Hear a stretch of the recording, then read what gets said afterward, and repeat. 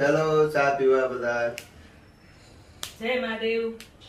હવાર પડી ગયું છે, સવારના 8:30 જેવું થઈ ગયું છે. એટલો સવારે નથી વહેલું ચાની રકેબી લઈ લીધી સાથમાં. ખાલી ચાની રકેબી જ નથી લીધી પણ માવાનો ડબલું સાથે સાથે લીધું છે. એટલે મને યાદ આવ્યું ચાલો એક બ્લોગ બનાવી નાખો આજે. માવા માવા માવા. હા, માવા માવા માવા, બસ બીજી વાત નહીં.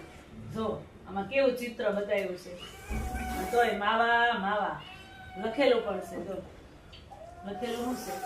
તમાકુ से दर्दनाक मौत होती है.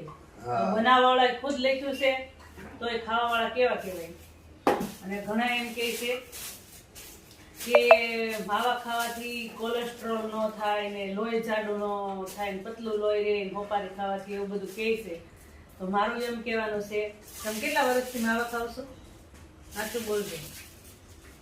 કેટલા વર્ષથી માવા ખાવ તમે? 35 વર્ષથી માવા ખાય છે.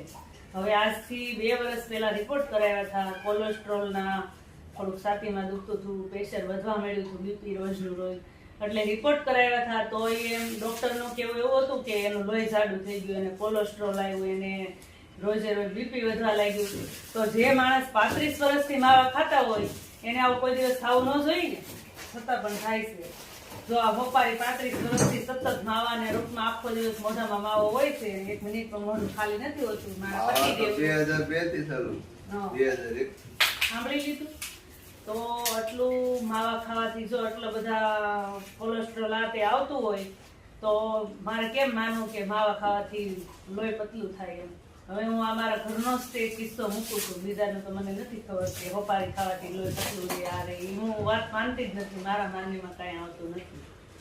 એટલે હું તમે બધા કોમેન્ટ કરીને કહેજો કે મારા પ્રશ્નનો જવાબ શું છે એમ. હકીકત માવા ખાવાથી ફાયદો છે કે નુકસાન?